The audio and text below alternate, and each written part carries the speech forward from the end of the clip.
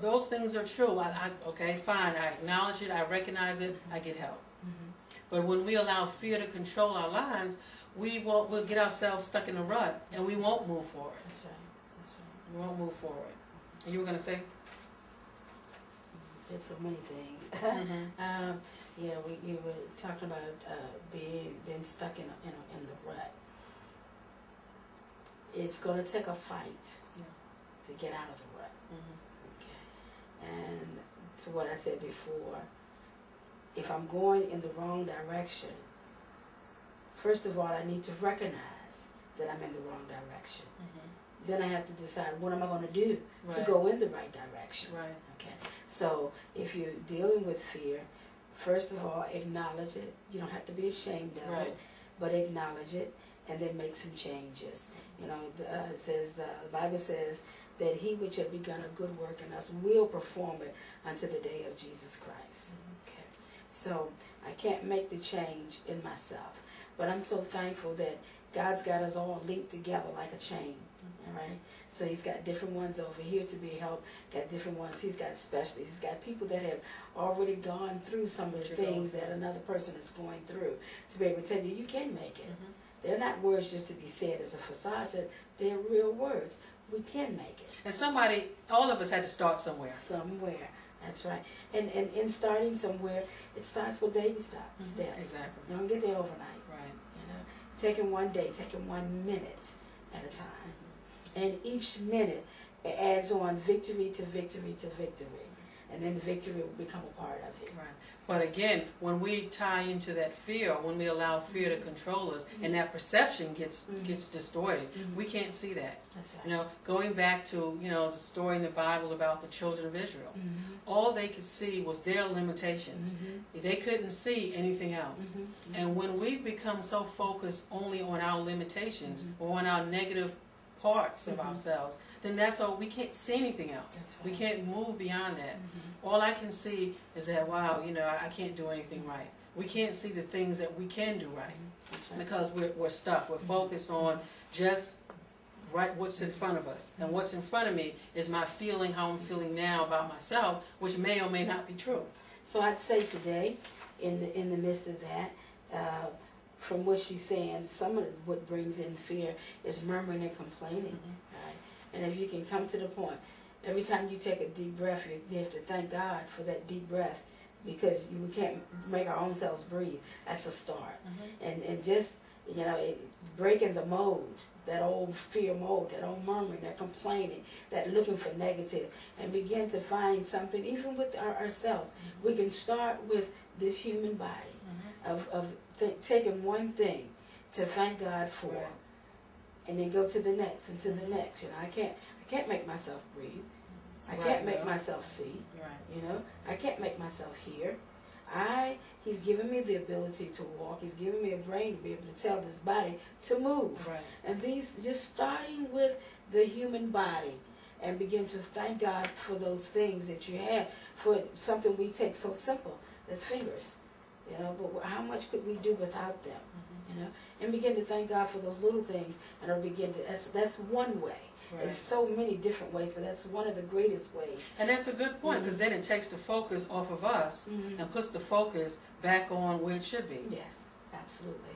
That's it's when we recognize that we are fearfully and wonderfully made, and that, well, if He made me, then He must have put something in me. But then I've got to tap in and find out what it is. Otherwise, I'm going to stay in fear. Exactly. And that being in fear, being behind that wall, keeps us from seeing what God has placed in us. It keeps us from seeing all that we can be. Because instead of finding ways to overcome the hurdles, we'll look at the hurdle and just stop right there. Oh, well, I can't do it. Well, oh, well, I can't read. Oh, well, I didn't get my diploma, or whatever it is. And then we start blaming other people for things that are not going right in our lives. Well, I would do it, but she didn't help me. I would do it, but the pastor didn't talk right to me. Or I would, whatever. It just keeps going on and on. When the reality is, it has to start with us. It has to start with the way we think. It has to start with the way we feel about ourselves. And the things that we tell ourselves. That's right. Got to get rid of the excuses. Exactly. Okay. Next thing we have here, and going back to what we were talking about, thoughts. We have to strive for balanced thinking, a thinking that takes into account both the good and bad. And I think this is so important because a lot of times we talk about positive thinking. Well, positive thinking is really great, but positive thinking in itself may not be helpful. What's even more helpful is a balanced thinking, is one that takes into account both the good and the bad. That takes into account both the black and the white, you know, the right and the left, you know, understands that, yeah, I made a mistake, that's a fact. But then we also, it's not the end of the world. That's right. You know, an unbalanced thinking will say, oh gosh, everything is going wrong. Things are all, right, exactly. People, everybody's talking about, and everybody doesn't even know you. Right? Things are always this way, and there are very few things that are always in everybody. You know, and everybody type of thing. I'm having a bad day. Right. And when you know, we hear that, and we automatically look for it brings in the words itself brings in a negative or positive feeling. You know, I'm having a bad day. It just, you're automatically looking for gloom of this day. I knew something else was going to go wrong. You know, expectations. Right, because if you're thinking negative all the time, sooner or later something will happen. That's right. You know, just by chance, something will happen. And it's not that things won't happen even if you don't Right. think that way. But if you have a different type of mindset that no matter what happens, God and I can get through this, then you can learn from that. You can build on that which has happened and still get something good out of it. And that's it. The whole point is the perception. If my perception is that I can't do it, or my perception is that things will never go right, then it's going to be hard, like you said, to kind of get to see that, to see that things are not always. You know, it's true that right now I'm having a bad time, but things are not always bad. That's right. Things don't always have to stay this way. Yeah, and we spend more time magnifying negative things in our lives than we do those that are positive. And that takes some work to overcome that, because unfortunately many of us have had more experience focusing on the negative than we do the positive thinking. You know, there are some people who are naturally more optimistic. You know, there are some people who are naturally more, you know, exactly. You know, and the thing is, we have to work on that. You know, we have to strive for balanced thinking. So like you said, when something happens, it won't be the end of the world. So either way, it takes work. Right. Be it negative or positive, it takes work. But it's how productive do I want the work to be? Right. You know, and what do I want the productivity to be in? Okay. Next thing that we have here. Fear can cause us to be mind readers or fortune tellers. For instance, think about this. How do you really know, and I'm talking to the audience, how do you really know that things will not work out for you tomorrow? How do you really know? Well, we don't know. What we do is we meditate on everything that went wrong in the past, and then we think, okay, things went wrong in the past, well, things are going to go wrong tomorrow. And that doesn't necessarily have to be. Tomorrow is a new day. It hasn't even gotten here yet. That's right. You know, we can make some changes. If God is concerned about a little sparrow, that little bird, how much greater is He concerned about us? You know, and since He already knows the destiny for my life, nowhere have I read where He said worry about tomorrow. Okay. So it's, you know, what if I'm going to be worried about tomorrow when I feel like I'm the one that's in control? All right? But if I recognize that it's really God that's in control, then I can trust Him to take me through the next minute even, before I even get to tomorrow. I think about it like this.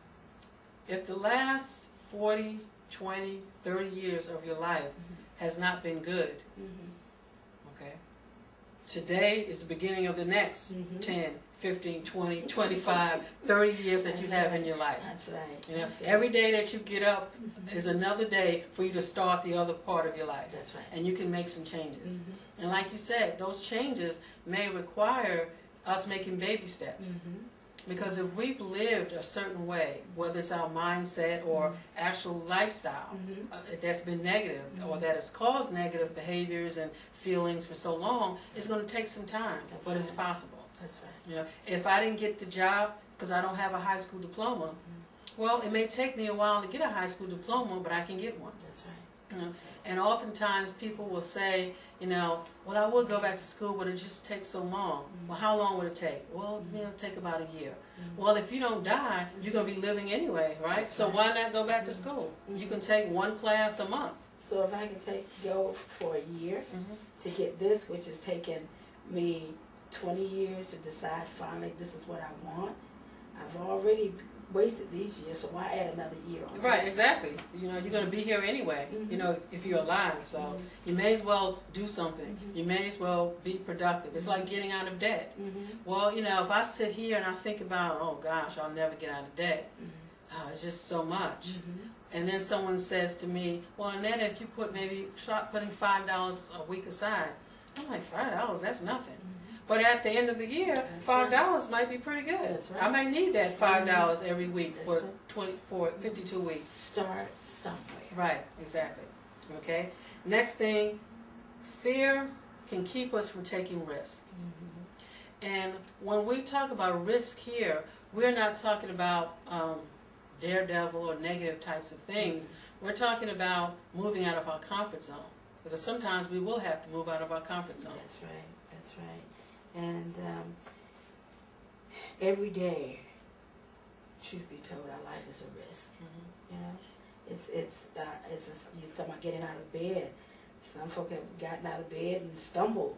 You know, and I don't want to put the negative in there in that perspective, but you know, it's and some weren't able to get out of the bed. They laid down last night, but they didn't get up. Okay, so the mere fact that God allowed me to get up is a reason to say, okay, I'm going forward. You know, since it was His choice for me to get up this morning, then let me make the best of this day. Exactly, exactly. And when you talk about, you know, just to piggyback on what you're saying about taking risks, sometimes to use that example about going back to school. If I'm fearful about going back to school, then me going back is a risk. Because I risk people looking at me, I risk people talking about me, I risk failure. All of those are risks, but they're necessary. But if I can overcome those and recognize this is something I want to accomplish for me in my life, it really doesn't matter about them. Exactly. And if I'm sitting, and we're sitting there, and think about it, usually we're looking and wonder, they're looking at me, but if that person is sitting in the same class that I'm sitting in, then evidently they're out there trying to get the same thing that I'm trying to get for their purpose, not mine. You know, but we don't look at it that way. Right. We always see, for some of us, especially people who are battling with the fear, we see people as being here and ourselves as being here. And again, we don't realize that they had to start somewhere. That's right. You know, we may be just starting later, but we can still start. That's it. You know, we can still catch up. But when we allow fear to control our lives, a fear will tell us that you can't catch up. And that's what that old cliche is, better late than never. Exactly. Exactly. You know, Yeah. so don't allow fear to hold you back. You know, you can do it. That's right. It may take you longer, but you can do it. You can do it. And again, it will require you to take risks. Yes. And I think being a Christian, for example, God will require you at times to take some risks. Yes. You know, and He definitely will. And again, we're talking about risk, moving out of the comfort zone. And He will require that. And it's kind of for our benefit. It's not anything negative. It's because He knows that He put more in us than what we're actually using. And we don't always know what's in us Exactly. until we take those risks. We become like a bloodhound. And I use that example. It's kind of, once you break that barrier, like we said before, you take that risk, and you're like, oh gosh, I did it. Then you become hungry to take another risk, to try something else. You know, Yes. Oh, okay, I couldn't drive. You drive around 10 minutes, and you're like, okay, I think I can do this again. Yeah. I'm going to drive down a mile. I'm going to go, you know, an hour away. And before you know it, you're just kind of getting more hungry and hungrier because you've accomplished something. That's right. That's right. But in the midst of all of that, they need to set some goals. You know, set some goals. And I don't mean goals that's far beyond what you feel you can reach. Start out with little goals. Right. And just the fact that you accomplished that little goal will make you want to well, if I can do this, maybe I can work on that. Right. But it's, again, the key is getting started. Right. Because when we think about Moses, when Moses was initially called, he wanted Aaron. He wanted to rely on Aaron. But someone made a good point. You don't really read anywhere in the scripture where he actually used Aaron. No. You really don't. It's kind of, he wanted Aaron to go with him because he said he stuttered. And he said that he didn't feel that he could do it. But you don't really read anywhere where he actually said, okay, I can't do this. All right, Aaron, you go ahead and do it. No, because when he crossed the Red Sea, the Lord said, Moses, what do you have? Exactly. And that's it. Once he saw the power of God, he was like, oh shoot, he forgot all about his weaknesses. And that's it. We want people to understand that once you see what's in you, once you begin to experience what's in you, then you are like, oh wow, man, I can do this. This is doable. But fear, or allowing fear to hold us back, will can keep us from seeing that. And like you were saying, taking those small steps. I may have a fear, let's say, of going outside. And there are some people listening to us who have that fear.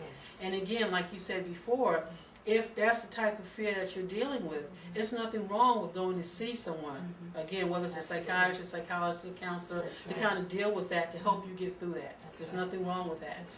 But once you begin to, okay, I'm going to get up, I'm just going to go check my mail. That's a start. Okay, you've checked your mail, you've done that for a while. You know what? I'm going to go walk down to the end of the block. That's a start. That's a great start. Exactly. So the thing is, it's just a little bit at a time.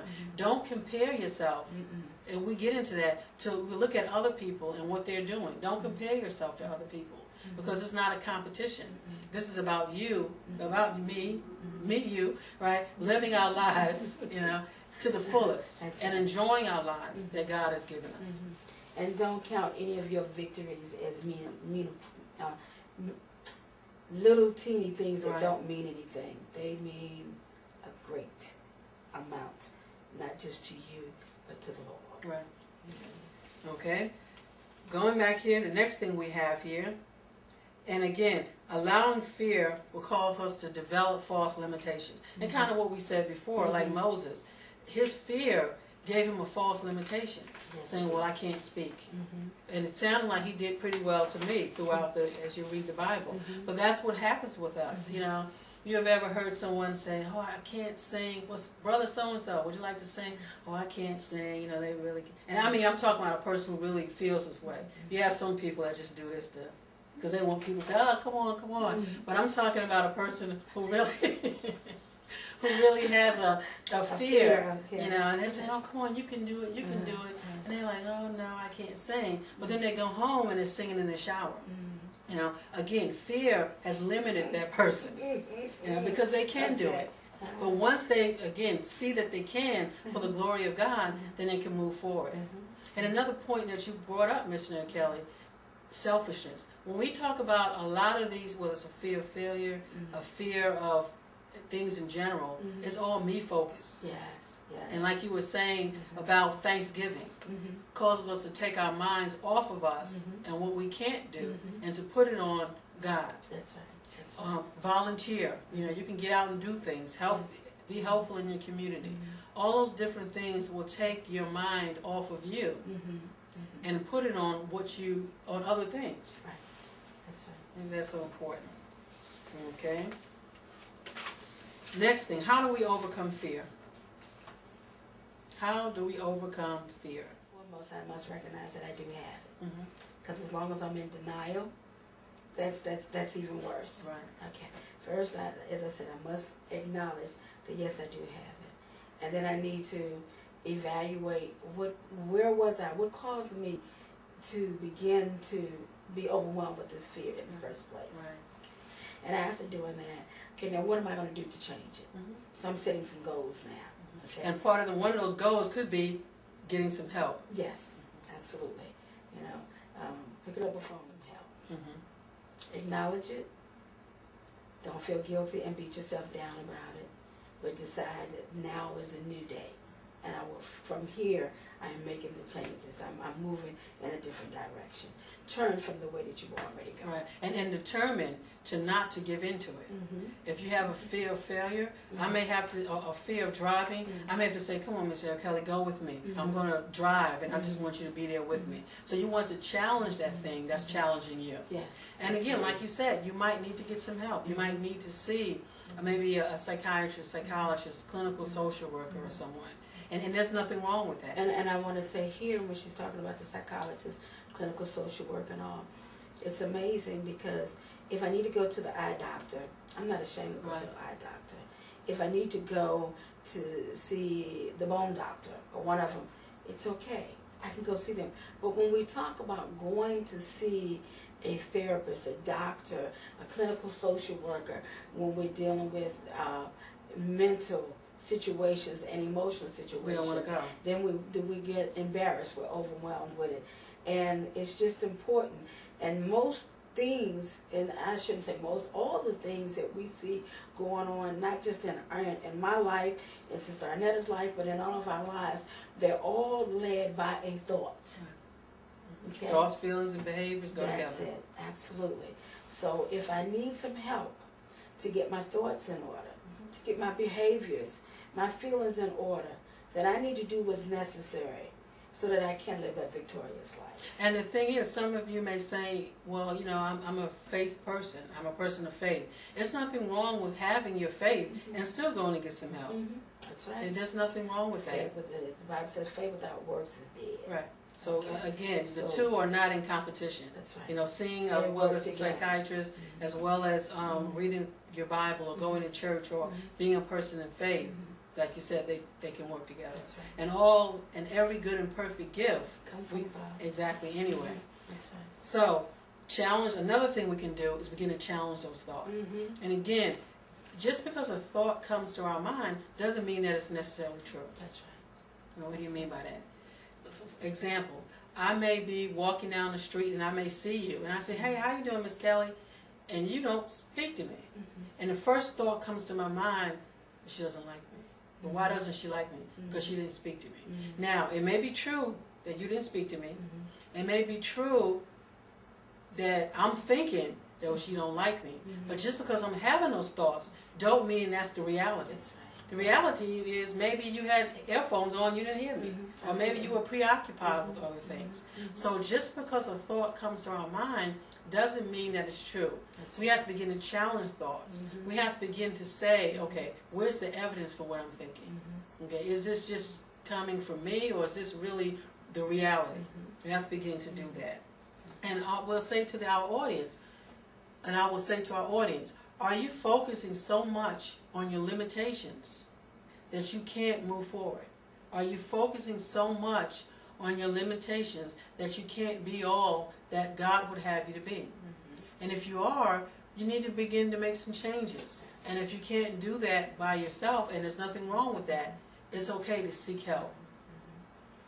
And if you tell your own self, I was designed to be a winner. I am somebody. And last thing I'd say is that God already has told us that we're precious in His sight. And anything that is precious, you take care of. Right. All right. So He's ready to take care of you. He just needs us to surrender our ways, our ideas to Him. This has been It's Getting Better All the Time, Mental Health Outreach, with your hosts, Arnetta and missionary Corinne Kelly. Thank you, have a good week, and good night.